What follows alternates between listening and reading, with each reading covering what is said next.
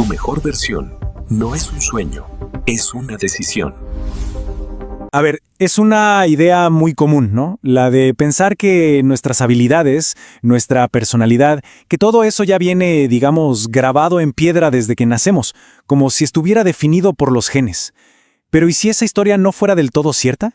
Esta idea nos lleva a una pregunta clave. ¿Somos realmente prisioneros de nuestra biología? ¿O es posible ser los arquitectos de nuestro propio cerebro? La respuesta, la verdad, es bastante sorprendente. Durante muchísimo tiempo, la ciencia parecía apoyar esta idea de que estábamos como programados. Pero bueno, los descubrimientos más recientes en neurociencia nos cuentan una verdad muy diferente y mucho más emocionante. Todos tenemos un potencial increíble para cambiar. Y para entender de verdad este potencial, vamos a explorar la increíble historia de Temple Grandin. Ella es una mujer cuya vida, literalmente, desafía todo lo que creíamos saber sobre los límites del cerebro. A ver, tratemos de imaginar lo que es sentir un pánico pero tan abrumador al acercarse a otra persona que el cuerpo reacciona solo, abalanzándose sin control. Pues esa era la realidad de Temple, todos los días, a causa de la hipersensibilidad de su autismo. Y aquí es donde su historia da un giro que es increíble. Temple ideó un método brillante. Convirtió una interacción social súper compleja en un movimiento físico simple.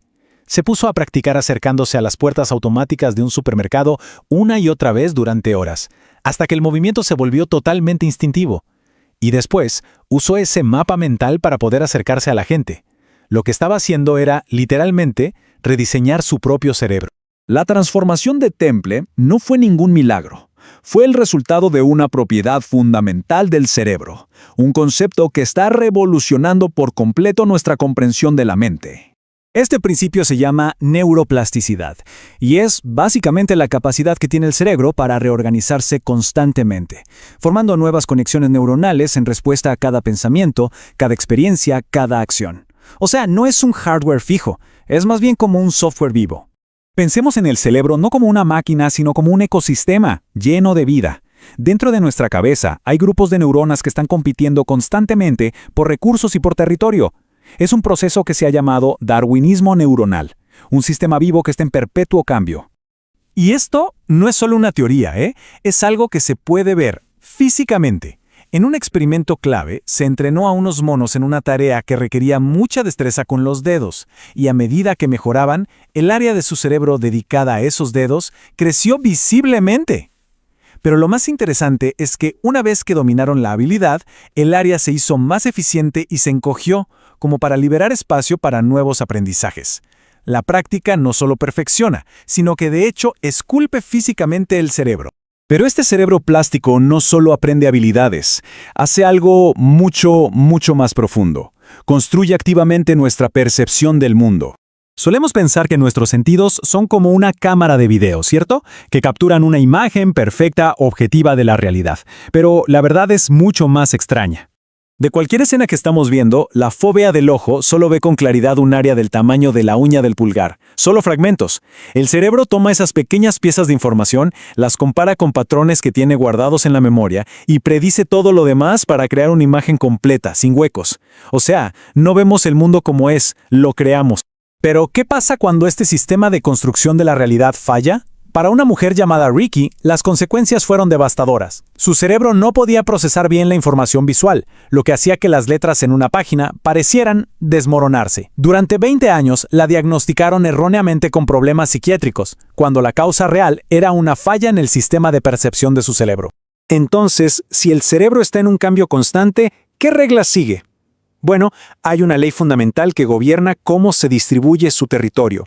El principio es muy simple. Las conexiones neuronales que se usan con frecuencia se expanden y se hacen más fuertes.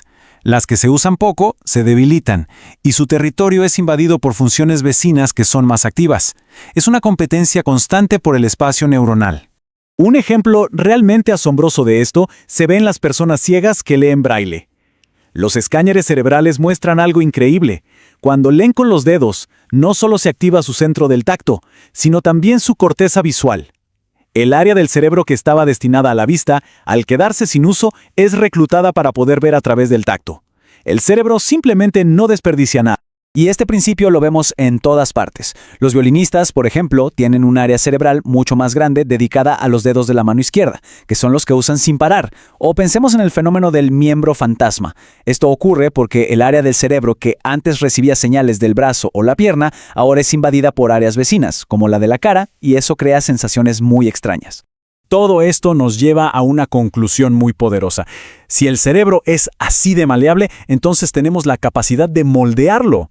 No somos simplemente pasajeros en nuestro propio cuerpo, podemos ser los arquitectos de nuestra mente. La genética nos da un punto de partida, claro, pero no escribe nuestro destino. Cada elección que hacemos, desde las actividades que realizamos hasta la gente con la que pasamos tiempo, está activamente esculpiendo la estructura física de nuestro cerebro.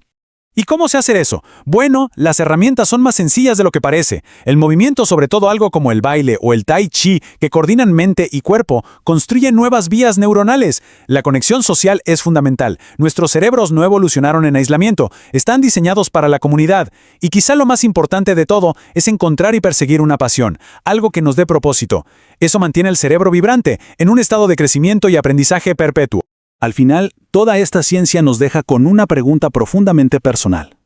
La neuroplasticidad nos demuestra que el cambio no solo es posible, es, digamos, la configuración predeterminada de nuestro cerebro. La verdadera pregunta ya no es si se puede cambiar, sino más bien, ¿quién se elige ser?